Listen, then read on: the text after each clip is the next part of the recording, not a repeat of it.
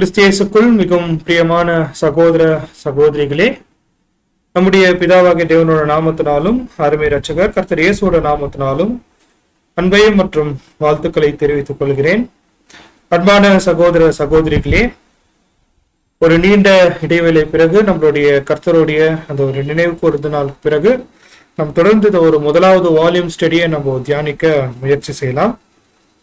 அன்பான சகோதர சகோதரிகளே, கண்டிப்பாக வரக்கூடிய தலைப்புகள் அவ்வளவு சுலபமா இருக்காது முதலாவது வால்யூம்ல. ஏன்னா அநேக வரலாற்று சம்பந்தப்பட்ட காரியங்கள் இருக்கிறதுனால இது நம்ம ஒரு டிஸ்கஷனா இல்லாம நம்ம என்ன பண்றோம்னா ரொம்ப சுருக்கமா அதுல இருக்கக்கூடிய கருத்துக்களை நம்ம தியானிச்சுட்டு அப்படியே நம்ம கடந்து போகலாம். ஸோ சில எளிமையான தலைப்புகள் நம்மளுடைய அர்ப்பணிப்புக்கும் நம்மளுடைய ஆவிக்குரிய வாழ்க்கைக்கும் பிரயோஜனப்படுற வண்ணமா இருந்தால் நம்ம என்ன பண்ணலாம்னா அந்த ஒரு காரியத்தை நம்ம டிஸ்கஷனுக்கு கொண்டு வரலாம். அன்பானவர்களே, ஸோ இப்போ நம்ம தியானிக்க, அதாவது நம்மளுடைய கர்த்தருடைய பந்திக்கு முன் மெமோரியலுக்கு முன்பு நம்ம பார்த்த தலைப்பு என்னன்னு பார்க்கும்போது the kingdom of this world, இவ்வுலகத்தின் ராஜ்யம். முதலாவது வால்யூம்ல 13ஆம் அத்தியாயத்தை நம்ம என்ன பண்ணிட்டு இருக்கோம்னு பார்க்கும்போது ரொம்ப தீர்க்கமா நம்ம தியானிச்சு கொண்டு வந்தோம். அன்பான சகோதர சகோதரிகளே, ஸோ இப்போ நம்ம எந்த காரியம் நம்ம என்ன துவங்கலாம், எந்த ஒரு பாயிண்ட்ல இருந்து நம்ம ஸ்டார்ட் பண்ணலாம் நம்ம பார்க்கும்போது இங்கிலீஷ்ல பேஜ் நம்பர் 256 தமிழ்ல நமக்கு வாசிக்கும் போதுங்க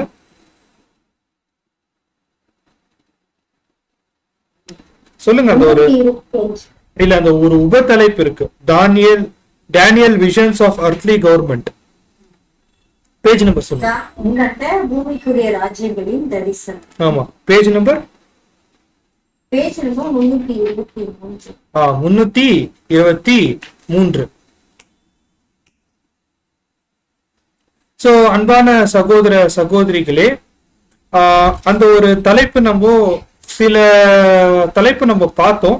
ஆனாலும் நம்மளுடைய புரிதல் கோசரம் நம்ம என்ன பண்றோம்னு பார்க்கும்போது அந்த ஒரு காரியத்தோட நம்ம என்ன பண்ணலாம்னா அந்த ஒரு உபத்தலைப்பை இன்னைக்கு நம்ம முடிக்க பிரயாசப்படலாம். ஸோ நம்மளுடைய பிளான் என்னன்னு பார்க்கும்போது இன்னும் ஒரு 2 கிளாஸ்ல 13ஆம் அத்தியாயம் என்ன ஆகும்னு பார்க்கும்போது முடிஞ்சிடும். ஸோ அதுக்கப்புறம் தொடர்ந்து வரக்கூடிய கிளாஸஸ்ல தேவனுடைய ராஜ்யம் எனக்கூடிய ஒரு தலைப்பு, அது அப்படியே வால்யூம்ல இருக்கக்கூடிய மீதி இருக்கக்கூடிய கிளாஸ் நம்ம அப்படியே பார்த்துட்டு நம்மளுடைய காரியத்தை கடந்து போகலாம். அன்பான சகோதர சகோதரிகளே, Daniel's vision of earthly government, அந்த தலைப்பு எப்படி வருங்க தமிழ்லங்க? தானியேல் கண்ட பூமிக்குரிய ராஜ்யங்களின் தரிசனம். ஆமா, தானியேல் கண்ட பூமிக்குரிய ராஜ்யங்களின் தரிசனம். சோ இதுதான் நம்ம தியானிக்க போறோம். அன்பான சகோதர சகோதரிகளே, சோ இந்த ஒரு காரியத்தை நீங்க என்ன பண்றீங்கன்னா உங்களுடைய வால்யூம்ஸ் ஓபன் பண்ணுங்க. சகோதரி அந்த பேஜ் நம்பர் சொன்ன பிரகாரம் நீங்க கவனிச்சுனே வாங்க, அதுக்கான விளக்கத்தை நம்ம பார்க்கலாம். சோ இப்போ நேபுகாத்நேசர் ராஜா அந்த தானியேலுடைய அந்த ஒரு தரிசனத்தை அவர் பார்க்கிறார். அந்த தானியேல் கண்ட அந்த ஒரு தரிசனத்தை அவர் விவரித்து சொல்லும் போது அந்த தரிசனத்துடைய காரியங்கள்லாம் நேபுகாத்நேசருக்கு என்ன ஆகுதுன்னா அது விளங்குது. அதுக்கப்புறம் என்ன நடக்குது நம்ம கவனிக்கும் போது அன்பான சகோதர சகோதரிகளே, அந்த தானியேல் கண்ட அந்த தரிசனம் 2ஆம் அதிகாரத்துல அந்த தரிசனம் நேபுகாத்நேசர் அவருடைய கனவுல வந்த தரிசனத்தை தானியேல் அது விவரித்து சொல்லும் போது அந்த காரியத்தை அவர் எடுத்து சொல்லும் போது அவருக்கு என்ன தோணுதுன்னா இந்த உலகத்தின் ராஜ்யங்கள் எவ்வளவு மேன்மையானது, அதாவது யாருடைய பார்வையிலனா மனுஷனுடைய பார்வையில. ஏன்னா அந்த ஒரு தரிசனமே எப்படி இருக்குன்னா முதலாவது பொன், அதுக்கப்புறம் வெள்ளி, அதுக்கப்புறம் வெங்கலம், அதுக்கப்புறம் இரும்பு. அப்படின்னா நீங்க கவனிக்கும் போது அந்த தரிசனத்தை முழுமையா நம்ம பார்க்கும் போது அப்படி எப்படி இருக்குன்னு பார்க்கும் போது போக போக போக போக அது கீழ்த்தரமா போகுது. அந்த மெட்டல்ஸ், அந்த கனிமங்களுடைய அந்த ஒரு தகுதி என்ன ஆகுதுன்னு பார்க்கும் போது குறைஞ்சுனே போகுது. கடைசியில எங்க போய் நிக்குதுன்னு பார்க்கும் போது தங்கமா இருந்த ஒரு காரியம் கடைசியில எங்க நிக்குதுங்க? களிமண்ணா நிக்குது. சோ இதுதான் நம்ம கவனிக்கும் போது அன்பான சகோதர சகோதரிகளே, அந்த நேபுகாத்நேசருடைய அந்த ஒரு தரிசனத்தை தானியேல் என்ன பண்றாருன்னா அதை விவரித்து சொல்லும் போது அந்த மனுஷனுடைய அந்த ஒரு மகிமை, அந்த ராஜ்யத்துடைய மகிமைகள் கொஞ்சம் கொஞ்சமா என்ன ஆகுது, அது கீழ்த்தரமா போகுதுன்னு நம்ம பாக்குறோம். கடைசியில என்ன ஆகுதுன்னா, அந்த இரும்பும் களிமண்ணும் கலவையில இருக்கக்கூடிய ஒரு ராஜ்யங்கள் ஒரு சின்ன கல் அடிச்சு மொத்த ராஜ்யங்கள் என்ன ஆயிடுது, சரிஞ்சு விழுந்துருதுன்னு நம்ம பாக்குறோம். சோ இதெல்லாம் நம்ம பேசிக் கிளாஸ்லயே பார்த்த ஒரு காரியம். இப்போ இந்த ஒரு தரிசனத்தை பார்க்கக்கூடிய நோக்கம் என்னன்னு பார்க்கும்போது, அந்த கல் என்ன, அந்த கல் என்னன்னு சொல்லும் போது நம்மள 7ஆம் தூதன் ரொம்ப ஸ்பெசிபிக்கா சொல்றாரு. அது கல் அது கல் வகுப்பார், உண்மையான மெய் சபை. அந்த உண்மையான மெய் சபை அது எந்த ஒரு கையிலையும் பேர்க்கப்படாத அந்த ஒரு கல், அதுக்கு தலையா இருக்கக்கூடிய கர்த்தர் இயேசு, அவருடைய ராஜ்யம் அது என்ன பண்ணுதுன்னு பார்க்கும்போது இந்த உலகத்தின் ராஜ்யத்தை அடிக்குது. ஆனா அந்த கல் இந்த பூமியில இருக்கும் போது எப்படி இருக்குன்னு நம்ம கவனிக்கும் போது, மனுஷனால் புறக்கணிக்கப்பட்டும் அதை யாருமே என்ன பண்ணல, அந்த கல்ல யாருமே அந்த கல்ல என்ன பண்ணலைங்க, மேன்மை பாராட்டல. அது பார்க்கும் போது விரும்பத்தக்க ரூபம் இல்லை. இப்போ அந்த ஒரு 4 ராஜ்யங்களை பார்க்கும் போது அவங்களுடைய மேன்மை எப்படி இருந்துச்சு, அவங்களுடைய புகழ் எப்படி இருந்துச்சு, அவங்களுடைய அதிகாரம் எப்படி இருந்துச்சு. ஆனா உண்மையான சபையை நம்ம கவனிக்கும் போது அந்த மாதிரி ஒரு தோற்றம் இல்லாத இருந்தது. ஒருவேளை மனுஷனோட பார்வையில அந்த ராஜ்யங்கள் அந்த அளவுக்கு மேன்மையா புகழத்தக்கதா பிரம்மாண்டமா இருந்தாலும், ரசல் குறிப்பிடக்கூடிய காரியம் என்னன்னு பார்க்கும்போது இந்த காரியத்தை கவனிங்க. அந்த சிலை அந்த அளவுக்கு பிரம்மாண்டமா இருந்தாலும், அலெக்சாண்டர், சீசர்கள், போனாபட் போல பெரிய பெரிய ராஜாக்கள் வந்தாலும் அவங்க என்னத்தான் செஞ்சாங்கன்னு பார்க்கும்போது, அவங்களுடைய ஆட்சி காலத்துல நிறைய விதவைகளும் அனாதைகளை தான் செஞ்சாங்க. எப்படி? அவங்க ஏறெடுக்கக்கூடிய ஒவ்வொரு யுத்தங்கள்ல என்ன நடக்குதுன்னா, லட்சக்கணக்கான ஜனங்கள் என்ன ஆகுறாங்க, செத்து போறாங்க. அப்படி செத்து போகும்போது ஒரு கணவன் யுத்தத்துக்கு போகும்போது அவர் மறிச்சிடுறாருன்னா அவங்க மனைவி என்ன ஆகுறாங்க, விதவையா ஆகுறாங்க. ஒருவேளை அந்த ஒரு குடும்பமே நாசம் ஆயிடுச்சுன்னா பிள்ளைகள் என்ன ஆகுறாங்க, அனாதையா மாறுறாங்க. அவ்வளோ சர்வ அதிகாரமா இருக்கக்கூடிய ராஜாக்களை நம்ம கவனிக்கும் போது அன்பானவர்களே, அவங்க என்னத்தான் கொண்டு வந்தாங்கன்னா இந்த உலகத்துக்கு இந்த மாதிரி ஒரு பாதிப்புகள் தான் கொண்டு வந்தாங்க நம்ம பார்க்கிறோம். அதே ஆவிதான் இல்லைங்களா, அதே ஆவிதான் இப்போ அந்த நெபுகாத்நேசர் சிலையில இருக்கக்கூடிய அந்த ஒரு 10 ராஜ்யம் இப்போ கூட இருக்கு. அந்த ஐரோப்பா தேசத்துல இருக்கக்கூடிய ஒரு 10 தேசங்கள், பிரம்மாண்டமான தேசங்கள், பார்க்கறதுக்கு அவ்வளோ சர்வ என்ன சொல்றதுங்க, டெவலப்டு கண்ட்ரி, அதாவது முன்னேறின நாடுகள். அதுக்கு இன்னொரு வார்த்தை இருக்கு. அந்த ஒரு வார்த்தை என்னன்னு பார்க்கும்போது வல்லரசு நாடுகள் அப்படிதான் சொல்லும், மோஸ்ட் டெவலப்டு கண்ட்ரிஸ். அப்படி அது இருந்தாலும் அன்பானவர்களே, அவங்க எது மேலதான் அதிகமா சார்ந்திருக்கிறாங்கன்னா அந்த தேசத்தோடைய பாதுகாப்புக்கு தான், அந்த யுத்த வீரர்கள் தான். அங்க இருக்கக்கூடிய மிலிட்டரி பார்க்கும் போது ரசலுடைய காலத்திலே அவர் என்ன எழுதுறாருன்னா, 12 மில்லியன் ஆட்கள் என்ன இருக்கிறாங்க, அந்த தேசத்தை பாதுகாப்பு பண்றது இருக்கிறாங்கன்னா, இந்த 12 மில்லியன் யுத்தத்துக்கு போய் அவங்க மறிச்சிட்டாங்கன்னா மறுபடியும் அவங்க குடும்பம் என்ன ஆகும். சோ அதுதான் நம்ம கவனிக்கும் போது அன்பான சகோதர சகோதரிகளே, இப்ப இருக்கக்கூடிய ராஜ்யத்தோடைய நிலையை இங்க பிரதர் ரசல் அவங்க குறிப்பிட்டு சொல்றதை நம்ம பார்க்கிறோம். சரி, இதெல்லாம் ஏன் பண்றாங்க, இதெல்லாம் எதுக்கு பண்றாங்க? நம்ம மனசுல ஆழமா பதிய வைக்கக்கூடிய வசனம். ஏன் இந்த உலக ராஜ்யங்கள், சர்வதேச நாடுகள் அவங்க மனசுல என்ன இருக்குன்னு நம்ம வாசிக்கலாம். மலாக்கி 3:15, மல்கையா 3:15.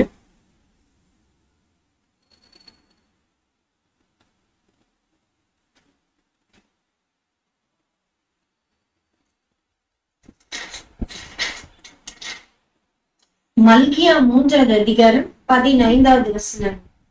இப்போதும் அகங்காரிகளை பாக்கியவான்கள் என்கிறோம், தீமை செய்கிறவர்கள் திடப்படுகிறார்கள், அவர்கள் தேவனை பரீட்சை பார்த்தாலும் விடுவிக்கப்படுகிறார்களே என்று சொல்லுகிறீர்கள். சோ இப்போ இருக்கக்கூடிய அந்த ஒரு தேசங்கள் எப்படி இருக்குங்க, ஒரு ஹாங்காரிகள் போல இருக்கு. ஒருவேளை அந்த ஒரு தேசங்களுடைய செழிப்பு நம்ம பார்க்கும்போது எப்படி இருக்குன்னு பார்க்கும்போது அந்த அளவுக்கு அவங்க பிரம்மாண்டமாக்குறாங்க. ஆனா அவங்கள யாருங்க? வசனம் சொல்லுதுன்னா அவங்களுடைய ஆங்காரத்தானத்துல தான் அவங்க அப்படி இருக்கிறாங்க.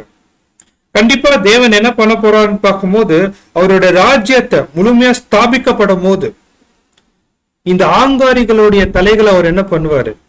கண்டிப்பா நொறுக்கி போட்டுருவார். ஏன்னா தேவனுக்கு பிடிக்காத ஒரு காரியம் என்னன்னா, ஒரு மனுஷன் இன்னொரு மனுஷனை என்ன பண்ணக்கூடாது? ஆளுகை செய்யக்கூடாது. ஒருவேளை இந்த ஒரு டாபிக்கோடைய முதல் தலைப்பு நம்ம பார்க்கும்போது இந்த உலக ராஜ்யங்கள் என்ன பண்ணுதுன்னா இந்த ஜனங்களை என்ன பண்றாங்கன்னா அவங்க ஆதிக்கக்குள்ள வைக்கிறாங்க. அது தேவனுக்கு என்ன ஆகாது? அது பிடிக்காத ஒரு காரியம் அன்பானவர்களே. சோ கண்டிப்பா அது தேவனோட ராஜ்யத்துல நம்ம கவனிக்கும் போது இந்த ஆங்காரிகளுடைய தலைகள் என்ன ஆகும்? கண்டிப்பா அது உடைக்கப்படும் நம்ம பார்க்கிறோம். சோ அந்த வகையில நம்ம பார்க்கும்போது அன்பான சகோதர சகோதரிகளே, அந்த 4 ராஜ்யங்கள் பாபிலோன், மீடோ பர்ஷியா, கிரீக்கு மற்றும் ரோம ராஜ்யம். சோ இந்த ஒரு 4 ராஜ்யத்தை நம்ம கவனிக்கும் போது அந்த ஒரு தேவனுடைய பார்வையில அந்த ஒரு ராஜ்யங்கள் எவ்வாறு காணப்பட்டது, இது ரொம்ப முக்கியமான ஒரு கோணம். நெபுகாத்நேசர் கண்ட அந்த ஒரு தரிசனத்துல தானியேல் அது விவரித்து சொல்லும் போது எப்படி இருந்துச்சுன்னா, பொன்னான பாபிலோனே, வெள்ளியா இருக்கக்கூடிய மேடோ பர்ஷியாவே, வெங்கலமா இருக்கக்கூடிய கிரேக்கே, இரும்பு போல் இருக்க ரோமே, இல்லைங்களா, இரும்பும் களிமண், அந்த ஒரு களிமண் போப்பு மார்க்கம். சோ அந்த மாதிரி அவர் என்ன பண்றாருன்னு பார்க்கும்போது விவரித்து சொல்றாரு. ஆனா தேவனுடைய பார்வையில, மனுஷனோட பார்வையில எப்படி இருக்குன்னா அது ஒரு இரும்பு, அது அதோடைய விலைகள் என்ன ஆகுது? அப்படியே கம்மியாயினே இருக்கு. ஆனா தேவனுடைய பார்வையில இந்த ராஜ்யங்கள்லாம் எப்படி இருக்குன்னு பார்க்கும்போது முதல் மிருகம் பாபிலோன் அது எப்படி இருக்குன்னு பார்க்கும்போது சிங்கத்தை போல இருக்கு. ரெண்டாவது நம்ம பார்க்கும்போது அது ஒரு கரடி போல இருக்கு. மூணாவது சிறுத்தை போல இருக்கு. நாலாவது மிருகம் அது சொல்ல முடியாத அளவுக்கு கொடிதும் பயங்கரமா இருக்கக்கூடிய மிருகம். அப்படின்னா நம்ம இங்க இருந்து எடுக்கக்கூடிய காரியம் என்ன? ரொம்ப சிம்பிளா ஒரு பாயிண்ட் நம்ம எடுக்கலாம். மனுஷனால எப்படி இருக்கிறாருங்க? மிருகத்தை போல இருக்கிறார். அதுதான் தேவனுடைய பார்வையில இருக்கு. சிங்கம்னு சொன்னால ஆஹா சிங்கமா ஓ சிங்கமா நம்ம இந்த இடத்துல சொல்ல வரல. மிருகத்தை போல இருக்கிறாங்க. ஒவ்வொரு மிருகமும் எப்படி இருக்கு? அதோடைய கடினத்தனம் எப்படி இருக்கு? பயங்கரமா இருக்கு. அந்த ரோம ராஜ்யம் சொல்லும் போது அதை விவரித்தே சொல்ல முடியாத ரொம்பவே பொடிதும் பயங்கரமான ஒரு மிருகமா இருக்கு நம்ம பார்க்கிறோம். சோ இந்த ஒரு காரியம் எல்லாம் நம்ம கவனிக்கும் போது அன்பானவர்களே, தானியேல் 7ஆம் அதிகாரம் 2-7 வசனங்கள்ல நம்ம குறிப்பிட்டு நம்ம பார்க்கிறோம். சரி, இந்த மாதிரி நம்ம இந்த காரியத்தை ரொம்ப கவனிச்சு தியானிக்கும் போது சிங்கம் புரியுது நமக்கு. பார்த்தா சிங்கம் எப்படி இருக்கும்? கரடி புரியுது, அது எப்படி இருக்கும் அந்த கரடி. சிறுத்தை பார்த்தா எப்படி இருக்கும் நம்மளுக்கு அது புரியுது. சோ அந்த சிங்கமா இருக்கக்கூடிய பாபிலோன் ராஜ்யத்துடைய தன்மைகள், அந்த ஒரு கரடியா இருக்கக்கூடிய மேதோ பர்ஷியனோட தன்மைகள் மற்றும் சிறுத்தையா இருக்கக்கூடிய அந்த ஒரு கிரேக்க ராஜ்யத்தோட தன்மைகள் எப்படின்னு நம்ம புரிஞ்சுக்க முடியுது. ஆனா இந்த ரோம் இருக்கு பாத்தீங்களா, அத தேவன் என்ன பண்றாருன்னா அது பொடிதும் பயங்கரமா இருக்குன்னு சொல்லும் போது அது எந்த அளவுக்கு அது மோசமா இருக்கு அதுதான் நம்ம இப்ப கொஞ்சம் கவனிக்க போறோம். ஏன்னா இந்த ரோம ராஜ்யத்தை குறித்து நம்ம பார்க்கும்போது அது கிரேக்க ராஜ்யம் முடிஞ்சு அது துவங்குது அப்படின்னு சொல்லும் போது கர்த்தர் இயேசுக்கு முன்னாடி துவங்குது. அப்படின்னா கர்த்தர் இயேசுவே எந்த ஒரு ராஜ்யத்துல தான் பிறக்கிறாருன்னா அந்த ரோம ராஜ்யத்துல தான் பிறக்கிறார். அப்படின்னா அவங்களுடைய என்டையர் ஆட்சி எப்படி இருந்துச்சுன்னு பார்க்கும்போது கொடிதும் பயங்கரமா தான் இருந்துச்சு. அந்த அளவுக்கு ஒரு மிருகத்தனமான ஒரு ஆட்சி தான் அந்த ரோம ராஜ்யம் முழுவதும் இருந்ததை நம்ம கவனிக்கிறோம். அன்பான சகோதர சகோதரிகளே, ஒருவேளை இந்த ஒரு காரியத்தை மட்டும் தியானிக்கலாம். தானியேல் 7ஆம் அதிகாரம் 7-8. தானியேல் 7வது அதிகாரம் 7 மற்றும் 8 வசனங்கள். அதற்கு பின்பு தரிசனங்களில் 4ஆம் மிருகத்தை கண்டேன். அது கெடையும் பயங்கரமும் மகா பலத்ததுமாய் இருந்தது. அதற்கு பெரிய இருப்பு பற்கள் இருந்தது. அதை நொறுக்கி பட்சித்து மீதியானதை தன் கால்களால் மிதித்து போட்டது. அது தனக்கு முன்னிருந்த எல்லா மிருகங்களை பார்க்கிலும் வேற்றுருவமாய் இருந்தது. அதற்கு 10 கொம்புகள் இருந்தது. அந்த கொம்புகளை நான் கவனித்திருக்கையில், இதோ அவைகளுக்கு இடையிலே வேறொரு சின்ன கொம்பு எழும்பிற்று. அதற்கு முன்பாக முந்தின கொம்புகளில் 3 பிடுங்கப்பட்டது. இதோ அந்த கொம்பிலே மனுஷ கண்களுக்கு ஒப்பான கண்களும் பெருமையானவைகளை பேசும் வாயும் இருந்தது. அன்பானவர்களே, இது நம்ம தரிசனம் நம்மளுக்கு தெரியும். நம்ம ரொம்ப பரிச்சயமான தரிசனங்கள் தான். ஒருவேளை இந்த வால்யூம் ஸ்டடியோட கண்ணோட்டம் என்னன்னு பார்க்கும்போது இது எல்லாமே நம்ம பேசிக்ல படிச்ச ஒரு காரியம் தான். ஆனா ஏன் வால்யூம் ஸ்டடியில தியானிக்கிறோம் கவனிக்கும் போது இந்த இடத்துல நம்ம எடுக்கக்கூடிய ஏற்றகால சத்தியம் என்ன, நமக்கான ஏற்றகால சத்தியம் என்ன, அதுதான் நம்ம எடுத்து தியானிக்க போறோம். ஏன்னா தீர்க்க தரிசனத்தை நம்ம தியானிக்கும் போது எங்க தீர்க்க தரிசனம் இல்லையோ அங்க என்ன ஆகுறாங்க, ஜனங்க சீர்கட்டு போறாங்க. இதெல்லாம் நம்ம தொடர்ச்சியா திரும்ப திரும்ப திரும்ப திரும்ப பார்க்கக்கூடிய தரிசனங்கள். சோ அதனால நம்ம எந்த ஒரு தீர்க்க தரிசனமும் நம்ம தியானிக்கும் போது கண்டிப்பா நமக்கு ஒரு நம்பிக்கை என்ன இருக்குதுன்னா, முன்ன இருக்கக்கூடிய ராஜ்யங்கள் விழுந்து நொறுங்கி போயிடுச்சுன்னா வரக்கூடிய தேவனுடைய ராஜ்யம் கண்ணுக்கு தெரிகிற பாகம் அது உறுதியா நம்ம மனசுல நிக்கணும். ஏன்னா ஏற்கனவே நம்ம எதுக்குள்ள வந்துட்டோம், தேவனோட ராஜ்யத்துக்குள்ள வந்துட்டோம். நம்மளுடைய எதிர்பார்ப்பு என்னன்னு பார்க்கும் போது அவருடைய கண்ணுக்கு தெரியற அளவுக்கு அந்த ராஜ்யம் ஸ்தாபிக்கும் போது அதுல நமக்கு ஒரு மிகப்பெரிய பங்கு இருக்குன்னு என்பதுதான். அன்பான சகோதர சகோதரிகளே, அந்த விதத்துல நம்ம கவனிக்கும் போது தானியேல் 7ஆம் அதிகாரம் 7-8 வசனங்கள்ல அந்த ஒரு கொடிதும் பயங்கரமான மிருகத்துக்கு தலையில எத்தனை கொம்பு இருக்குன்னு நம்ம வாசிக்கும் போது 10 கொம்புகள். சோ அந்த 10 கொம்புகள் ரோமன், அதாவது ரோம் சாம்ராஜ்யத்தோடைய 10 ராஜ்யங்கள். அந்த 10 ராஜ்யங்கள் அந்த ரோம் சாம்ராஜ்யத்தை நம்ம கவனிக்கும் போது அந்த ஏன்ஷியன்ட் ரோம், அந்த ரோம் சாம்ராஜ்யத்துல அந்த 10 ராஜ்யங்கள் இருந்தது.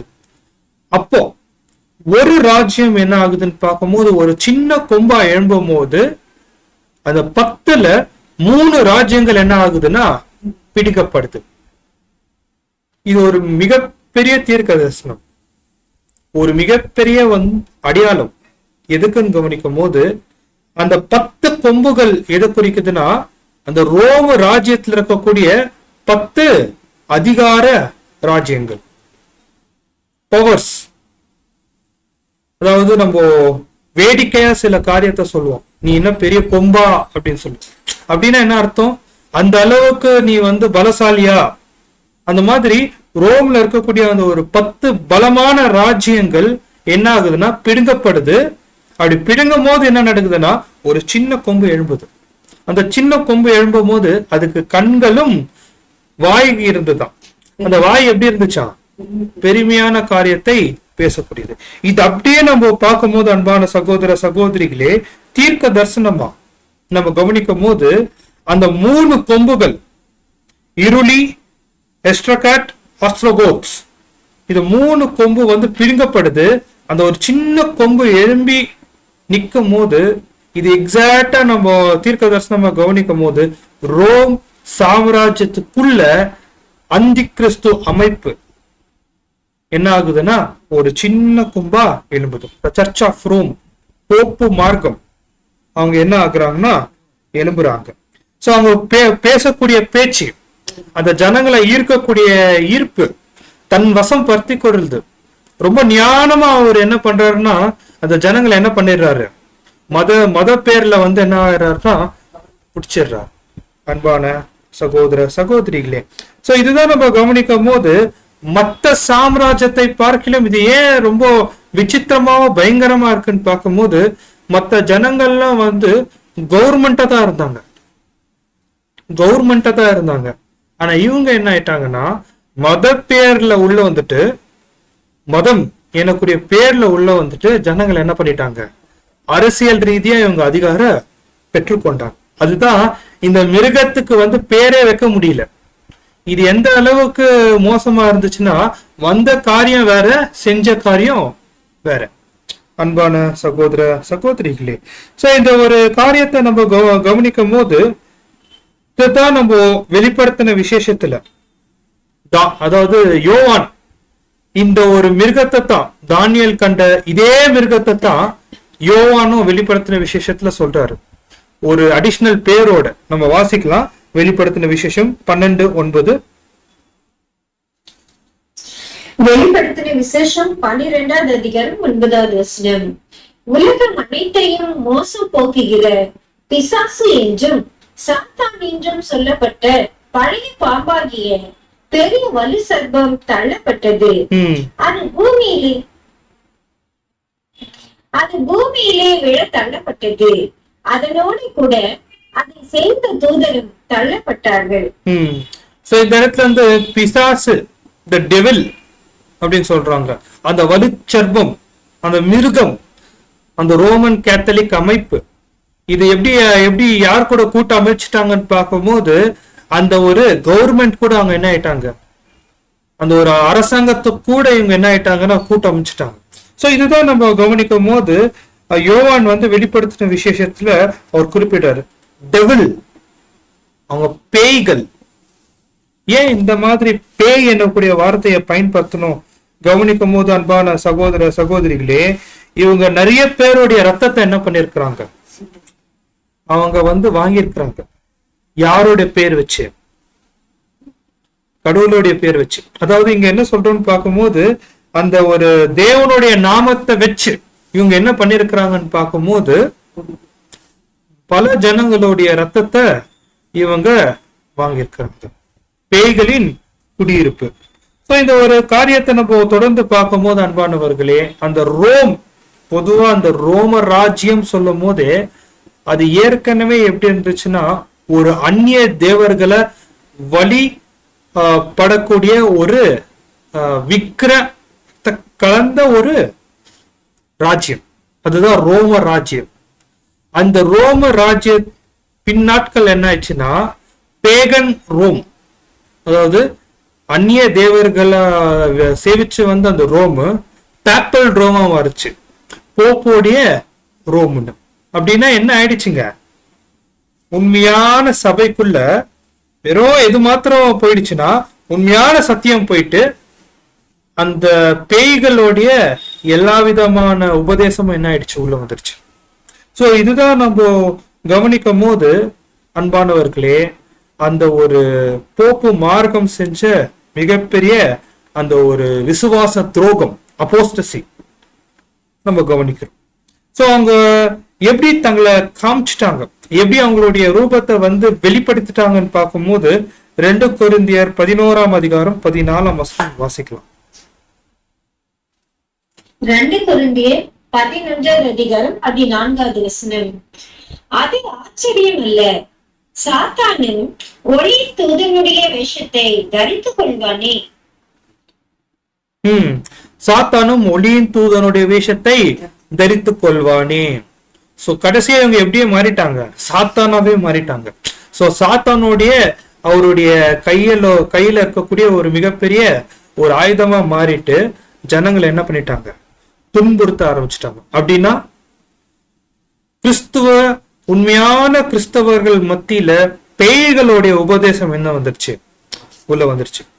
சோ இத வந்து என்ன பண்ணணும், முற்றிலுமா எடுத்து போடணும்னா எது வந்தா தான் இதை எடுத்து போட முடியும்னா தேவனுடைய ராஜ்யம் உள்ள வந்தா தான் இந்த பேய்கள் ஓடிய அந்த ஒரு பந்து என்ன ஆகும், வெளியே போகும். இது குறித்து நம்ம கவனிக்கும் போது அன்பான சகோதர சகோதரிகளே, இந்த ஒரு ரோமன் இது ஒரு மிருகத்துக்கு என்ன ஆகுதுன்னு பார்க்கும்போது ஒப்பிட்டு நம்ம பார்க்கிறோம். இது எப்படித்தான் கடந்து போகும், இது எப்படித்தான் நாசமாகும்னு பார்க்கும்போது தானியேல் தீர்க்க தரிசன 7ஆம் அதிகாரத்துல 26ஆம் வசனத்துல ரொம்ப கிளியரா தானியேல் வந்து குறிப்பிட்டு சொல்றாரு இது எப்படி நாசமாகும்னா 7:26.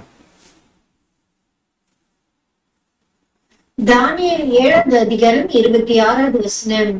ஆனாலும் ஞானி சங்கம் உட்காரும், அப்பொழுது முடிவு பரியந்தம் அவனை சங்கதிக்கும்படியாகவும் அடிக்கும்படியாகவும் அவனுடைய ஆளுகையை நீக்கி போடுவார்கள்.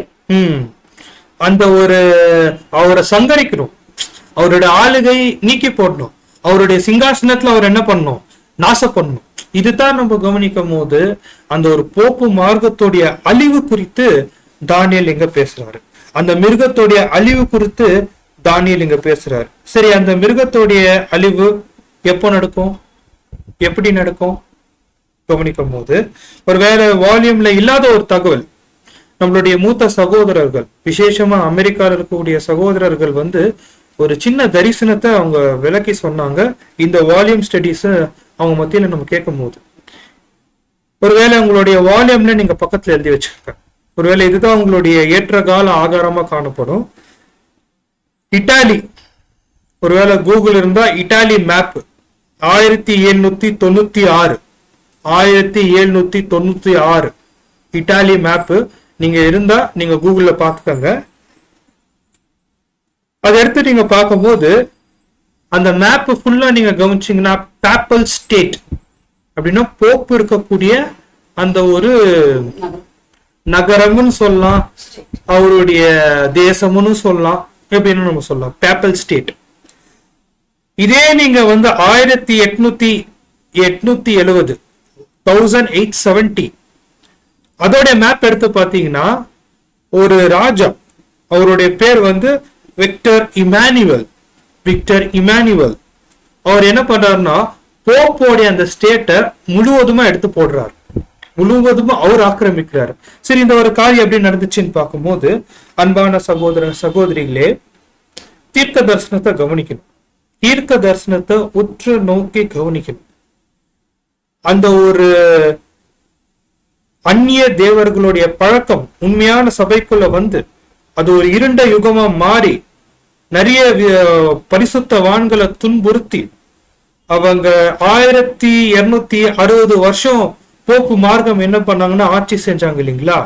அது காலம் முடியும் போது, அந்த காலம் முடியும் போது யார் உள்ள வருதா மிகப்பெரிய அறிகுறின்னு பார்க்கும் போது நம்மளுடைய ஆண்டவரா இருக்கக்கூடிய இயேசு கிறிஸ்து என்ன பண்றாரு, அவருடைய ராஜ்யத்தை உள்ள கொண்டு வராரு. 1799 என்ன ஆச்சுன்னா, போப்பு என்னக்கூடிய மிகப்பெரிய சர்வ அதிகாரி, அவர் அப்படித்தான் சொல்லணும், முழு அதிகாரம் பெற்ற போப்பு நெப்போலியன் போனபர்ட்னால என்ன பண்றாருன்னு பார்க்கும்போது அரெஸ்ட் பண்றாரு. நெப்போலியன் போனபர்ட் என்ன பண்றாருன்னா அரெஸ்ட் பண்றாரு போப்பு. இதுதான் நம்மளுக்கு தெரியும், இவ்வளவுதான் தெரியும். ஆனா ஒரு அதிர்ச்சியான சத்தியம் என்னன்னு பார்க்கும்போது, இந்த சைடு அவரை அரெஸ்ட் பண்றாரு, இன்னொரு சைடு நெப்போலியன் போனபார்ட்டுக்குன்னு ஒரு மிகப்பெரிய நிலம் இருந்துச்சான், பிளேஸ் இருந்துச்சான். அந்த பிளேஸ் என்னன்னு பார்க்கும்போது அதுதான் அமெரிக்கா தேசம். இது நம்ம கவனிக்கும் போது நெப்போலியன் போனபார்ட்டுக்கு சில தேசங்கள் மேல அதிகாரம் இருந்துச்சான். அந்த தேசங்கள்ல மிக முக்கியமான தேசம் என்னன்னு பார்க்கும்போது அமெரிக்கா தேசம். சோ இந்த ஒரு அமெரிக்கா தேசத்துல எந்த ஒரு என்ன சொல்றதுங்க, மிஷினரிகள் சொல்லும் போது அதாவது ரெஃபார்மேஷன் சொல்றது, சீர்திருத்தவாதிகள் அமெரிக்கா தேசத்துக்குள்ள போக முடியலையா. காரணம் என்னன்னு பார்க்கும்போது இந்த போப்போடைய அந்த ஒரு கட்டுப்பாடு அவ்வளவு பயங்கரமா இருந்துச்சாம். அது யூரோப்பு ஏசியா பகுதி போனாலும் அமெரிக்கா தேச பகுதியில இவங்களால போக முடியலையா. காரணம் என்னன்னா இந்த போப்போடைய அந்த ஒரு தொல்லை அதிகமா இருந்ததும். எப்போ நெப்போலியன் போனபார்ட் ஒரு அரெஸ்ட் பண்ணாரோ ஜனங்களுக்கு இவர் மேல இருந்த பயம் என்ன ஆயிடுச்சுங்க, முற்றிலுமா போயிடுச்சு. சரி, இதுக்கும் அமெரிக்காக்கு என்ன சம்பந்தம்னு பார்க்கும்போது, அமெரிக்கா எனக்கூடிய ஒரு தேசம் ஒரு என்ன சொல்றதுங்க, ஒரு சாதாரண நிலம். அங்க அதிகமா என்ன கிடைக்கும்னு பார்க்கும்போது எண்ணெயும் கேஸ், இது ரெண்டும் உற்பத்தி ஆகக்கூடிய இடம் தான் அமெரிக்கா, வேற ஒண்ணுமே இல்லை அங்க. கரெக்டா இந்த தீர்க்க தரிசனம் நிறைவேறும் போது ஒரு மிகப்பெரிய தீர்க்க தரிசனம், அமெரிக்கா பத்தியான ஒரு தீர்க்க தரிசனம் நம்மளுடைய சகோதரர் குறிப்பிட்டு சொல்லும் போது, நாங்க ஐரோப்பா தேசத்துல போப்ப கண்ட்ரோல் பண்ணிட்டேன், அவருடைய அதிகாரத்தை நான் கண்ட்ரோல் பண்ணிட்டேன். இப்போ நான் என்ன பண்றேன்னா அமெரிக்கா எனக்குரிய ஒரு தேசத்தை சர்வ என்ன சொல்றதுங்க அதிகாரம் பெற்ற ஒரு மாபெரும் தேசமா நான் மாத்துறேன். காரணம் என்னன்னு பார்க்கும்போது அந்த மாதிரி அமெரிக்கா சர்வ அதிகாரம் பெற்ற தேசமா மாறுறதுனால தான் நிறைய பைபிள் டிரான்ஸ்லேஷன் அங்க ரொம்ப நடந்துச்சு. அவங்க கிட்ட அந்த அளவுக்கு பணமோ வர்த்தகமோ உருவாகத்தான் நிறைய பைபிள் என்ன ஆயிடுச்சுங்க தொடர்ந்து தொடர்ந்து தொடர்ந்து டிரான்ஸ்லேட் ஆயினே இருந்துட்டு உலகம் முழுவதும் அது என்ன ஆயிடுச்சுன்னா பரவ ஆரம்பிச்சிச்சு. சரி, இது நம்மளுடைய ஃபாரின் பிரதர்ஸ் கிட்ட கேட்கும் போது இது ஏன் இந்த ஒரு வாய்ப்பு ஆஸ்திரேலியால கிடைக்கல அப்படின்னு கவனிக்கும் போது யாருக்குமே ஆஸ்திரேலியா கூடிய கண்டம் இருக்குன்னே தெரியாதான். ரொம்ப சமீபமா தான் ஆஸ்திரேலியா என்ன பண்ணாங்க கண்டுபிடிச்சாங்க. சரி, ஏன் இந்தியால இந்த வாய்ப்பு கிடைக்கல? இந்தியால என்ன இருக்கு? முழுவதுமா விக்ரம் இருக்கு. சரி, ஒருவேளை ஏன் இது என்ன சொல்றதுங்க ஒரு ஈரானோ ஈராக்கு கிடைக்கல? அவங்க ஆபிரகாமுடைய சந்ததியோட 2வது பகுதி, அவங்களுக்கு அது என்ன ஆகாது, அங்க பைபிள் என்ன பண்ண முடியாது. ஏன் ஆப்பிரிக்கா சபிக்கப்பட்ட ஜனங்கள், அவங்க என்ன ஆக மாட்டாங்க, அந்த ஒரு சந்ததி இருக்கிறதுனால அங்கேயும் அது ஒர்க் அவுட் ஆகாது. ஐரோப்பா கண்டம் அங்கதான் போகக்கூடிய அதிகாரம் இருக்கு. இப்ப நெக்ஸ்ட் எந்த ஒரு கண்டத்துல தான் ஃப்ரீயா பைபிளை கொண்டு போக முடியும்னா ஒரே தேசம் அமெரிக்கா தேசம். இந்த அமெரிக்கா தேசத்தை ரிலீஸ் பண்ணவர் யாருன்னு பார்க்கும்போது நெப்போலியன் போனாப்பட்ட. இது அப்படியே பேரலா நம்ம கொண்டு போனா ஒரு இடத்துல போப்ப அரெஸ்ட் பண்றாரு யாரு? நெப்போலியன் போனாப்பட். இன்னொரு கையில நம்ம பார்க்கும்போது அமெரிக்காவை சர்வ அதிகாரமான தேசமா உருவாக்குறாரு. பணம் அங்க அதிகமா வியாபாரம் பெருகுது. அந்த அளவுக்கு வியாபாரம் பெருக்கி அவங்க அந்த அளவுக்கு அதிகாரமா நிக்கிறதுனால இவங்க பைபிள் என்ன பண்ணலாம், எந்த தேசத்துக்குன்னா அவங்க ஃப்ரீயா அவங்க என்ன பண்ணலாம் அனுப்பலாம். இந்த வாய்ப்பை தான் ரசல் பயன்படுத்தினார். இன்னைக்கு சத்தியம் அமெரிக்கா தேசத்துல இருந்து இங்க வரணும் அப்படின்னு தேவன் நிர்ணயிச்சிருக்கிறாருன்னா ஒரு மிகப்பெரிய தீர்க்க தரிசனம் இருக்கு. அமெரிக்கா குறித்தான ஒரு தீர்க்க தரிசனம் இருக்கு. ஒருவேளை வசனம் எனக்கு ஞாபகம் வரல, அதை குறித்து எப்படி சொல்லியிருக்கிறாருன்னா அது ஒரு கழுகு போல இருக்குமா, அந்த தேசம் கழுகு போல இருக்குமா, ஈகல் போல இருக்குமா, கழுகு போல. ஒருவேளை அமெரிக்காவுடைய வரைபடம் பாத்தீங்கன்னா கழுகு என்ன ஆகும், விரிஞ்ச நிலையா இருக்கும். தீர்க்க தரிசனம் ரொம்ப ஷார்ப்பா கொடுத்திருக்கிறாரு. இந்த தேசத்துல இருந்து தான் என்ன ஆகும், அந்த ஒரு சுதந்திர நாட்டுல இருந்து தான் என்ன ஆகும், சத்தியம் வெளியே வரணும்.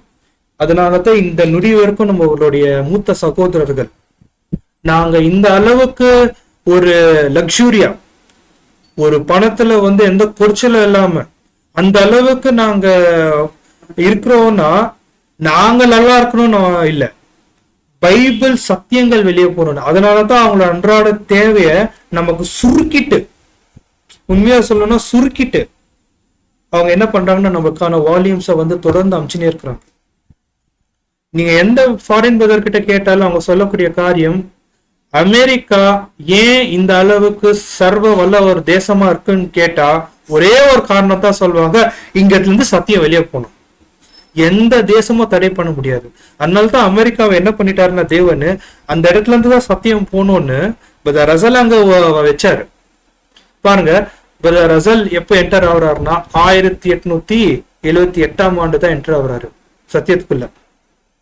ஆனா 100 வருஷத்துக்கு முன்னாடியே போப்ப அரெஸ்ட் பண்ணிட்டு அந்த ஒரு தேசத்தை அவர் என்ன பண்றாருன்னா தேவன்னு சரிப்படுத்துறாரு.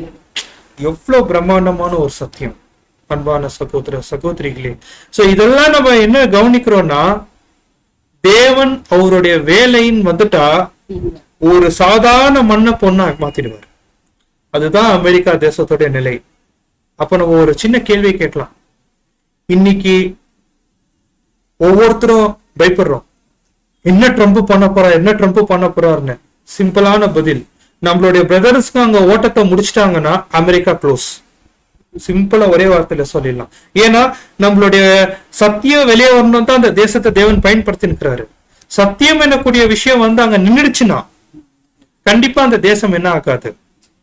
அதுக்கு மேல அது பயன்படுத்த வேண்டிய அவசியம் அங்க எல்லாம் அன்பான சகோதர சகோதரிகளே. சோ இது நம்ம தொடர்ந்து இந்த ஒரு வால்யூம் ஸ்டடியில நம்ம கவனிக்கும் போது இந்த மாதிரி என்ன ஆச்சுன்னு பார்க்கும்போது, அது நெப்போலியன் போனாபர்ட் போப்பை அரெஸ்ட் பண்ணும் போது ஜனங்களுக்கு போப் மேல இருந்த அந்த பயம் என்ன ஆயிடுச்சு, போயிடுச்சு. அதுக்கப்புறம் அவங்களுடைய அதிகாரத்தோடைய பயம் போனாலும் அந்த ஆட்சி முறைகள் அப்படியே தான் இருந்துச்சு. அந்த ஆட்சி முறைகளுக்கு ஒருத்தர் விக்டர் இமானுவேல் வந்துட்டு அவர் என்ன பண்ணாருன்னு பார்க்கும்போது 1870 போப்புக்கு இருந்த அந்த சொத்துக்கள், போப்புக்கு இருந்த அந்த அதிகாரத்தை இவர் என்ன பண்ணிட்டாருன்னா வாங்கிட்டு என்ன பண்ணிட்டாருங்க, அவரை முற்றிலுமா டம்மி பண்ணிட்டார். 1870 அங்கத்துல இருந்து 4 வருஷத்துல யார் வந்துடுறாங்க இந்த பூமிக்குள்ள, இயேசு கிறிஸ்துடைய 2ஆம் பிரசனம் இந்த பூமிக்குள்ள வந்துட்டார். அப்படின்னா அவருடைய வாயின் சுவாசத்தினால் அவர் என்ன பண்ணிட்டாருன்னு பார்க்கும்போது அந்த ஒரு போப்புடைய அந்த ஒரு அதிகாரம், போப்போட அந்த ஒரு நிலப்பகுதியை விக்டர் இமானுவேல் வந்து அவர் எடுத்துக்கிறார்.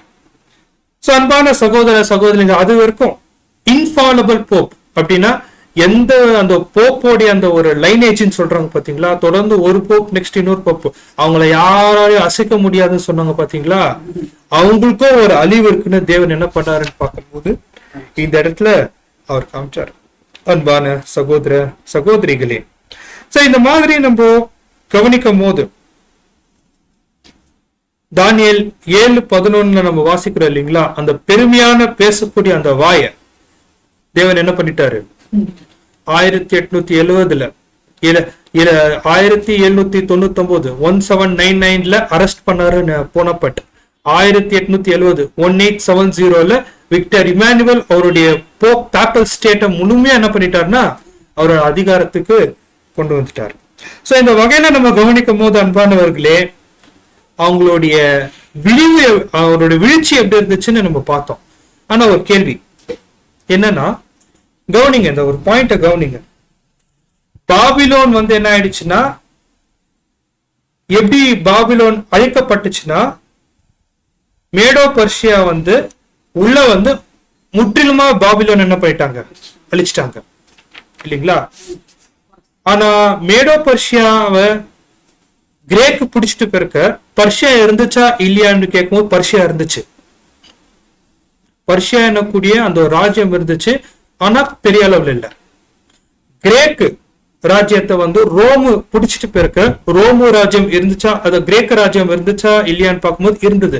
ஏன்னா கிரேக்க அந்த ஒரு என்ன சொல்றதுங்க, கிரேக்க இல்லைங்க பேரு கிரேக்கோடைய அந்த ஒரு சிவிலைசேஷன் தான், அவங்களோட எழுத்துக்கள், அவங்களோட லிட்ரேச்சர் தான் பின்னாட்கள்ல வந்து நம்ம இனி வரைக்கும் யூஸ் பண்றோம், அந்த இன்ஜினியரிங் லெட்டர்ஸ் எல்லாம்.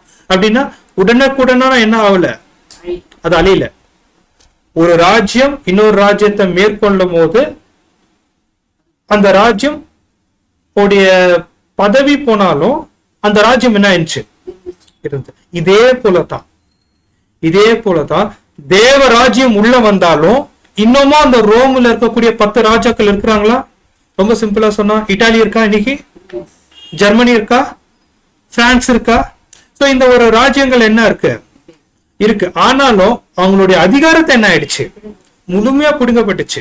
ஆனாலும் அவங்க கொஞ்சம் அங்க இருக்கக்கூடிய பவர்ஸ், அங்க கொஞ்சம் இருக்கக்கூடிய அந்த ஒரு அதிகாரம் இன்னமும் என்ன இருக்கு.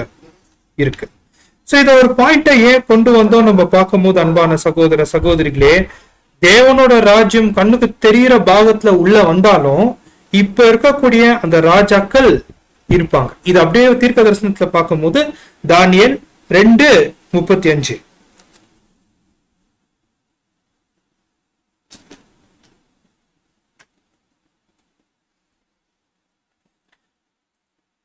தானியேல் 2:35 அப்பொழுது அந்த இரும்பும் களிமண்ணும் வெண்கலமும் வெள்ளியும் பொன்னும் ஏகமாய் நொறுங்குண்டு கோடை காலத்தில் போரடிக்கிற களத்திலிருந்து பறந்து போகிற பதவி போல் ஆயிற்று. இப்ப என்ன ஆயிடுச்சுன்னு பார்க்கும் போது அது நொறுங்கிச்சு, பீஸா ஒஞ்சிட்டு இருக்கு. கரெக்டுங்களா? நொறுங்கி விழுந்துச்சு. இப்ப நெக்ஸ்ட் வரக்கூடிய ஆக்ஷன் என்னங்க, ஒரு மிகப்பெரிய காத்து வந்து அதை வாரி கொண்டு போகணும். ஒரு மிகப்பெரிய காற்று, வேதாகமத்துல காற்று எதை குறிக்குது? யுத்தங்கள். மிகப்பெரிய யுத்தங்கள் வந்தா தான் இருக்கிற உடஞ்சு போன பீசுங்களை என்ன ஆகணும்? அது வாரி கொண்டு போகணும். இப்போ நடக்கக்கூடிய தீர்க்க தரிசனம் இதுதான். ஏன் யுத்தத்துக்கு மேல யுத்தம் வந்துனே இருக்குன்னா, இதை உடைஞ்சு போனதை இன்னொன்னு இருக்கிறதுக்கு தான். அது பதற போல போகணும். பேரலா என்ன ஆகும்?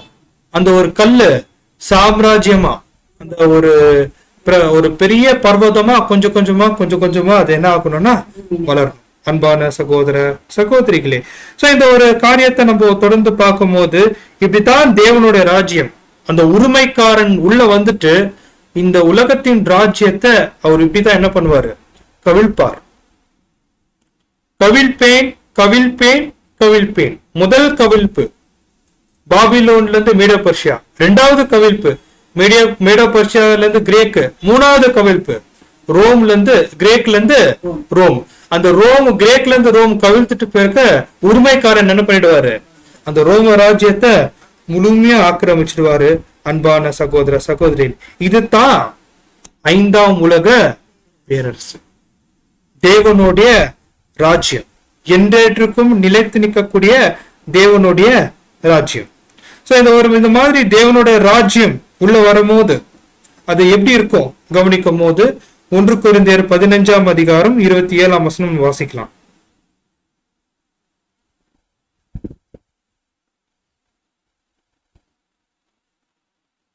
1 கொரிந்தியர் 15ஆம் அதிகாரம் 27.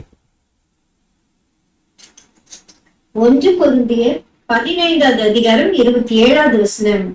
சகலத்தையும் அவருடைய பாதத்திற்கு கீழ்ப்படுத்தினாரே, ஆகிலும் சகலமும் அவருக்கு கீழ்ப்படுத்தப்பட்டது என்று சொல்லி இருக்கும் போது சகலத்தையும் அவருக்கு கீழ்ப்படுத்தினவர் கீழ்ப்படுத்தப்படவில்லை என்பது வெளியரங்கமா இருக்கிறது. சகலமும் அவருடைய பாதத்து கீழே என்ன பண்ணும்? கீழ்ப்படுத்தணும். கர்த்தர் இயேசுடைய பாதம் எதுங்க? உண்மையான மெய் சபை நம்ம தான். அந்த ஸ்திரீயின் வித்தான கூடிய நம்ம தான். நம்ம என்ன பண்ண போறோம்னு பார்க்கும்போது இந்த முழு உலகத்தின் ராஜ்யங்களும் நம்ம என்ன பண்ண போறோம்னா காலு கீழே கொண்டு வர போறோம். அன்பான சகோதர சகோதரிகளே, இன்னொரு தீர்க்க தரிசனத்தை நம்ம கவனிக்கலாம். ரொம்ப அருமையான ஒரு தீர்க்க தரிசனம். அது என்னன்னு பார்க்கும்போது இந்த மிருகம் எப்படி அழிய போகுது? இது கொடிதும் பயங்கரமா இருக்கக்கூடிய மிருகம் எப்படி அழிய போகுது? இது ரொம்ப பர்சானிஃபைடா, ரொம்ப தத்ரூபமா என்ன பண்ணிருக்காருன்னு பார்க்கும்போது தானியேல் எழுதியிருக்கிறாரு. இப்ப உண்மையான சபை எப்படி இருக்கும்? அதுக்கு என்ன இருக்கும்? தலை மற்றும் சரீரம். தலை மற்றும் சரீரம் உண்மையான சபை. தலையா அந்த கிறிஸ்து, சரீரமானது உண்மையான சபை. இதே போலதான் அந்த மிருகத்துக்கும் ஒரு தலை இருக்கான். அந்த மிருகத்துக்கும் ஒரு தலை இருக்கான்.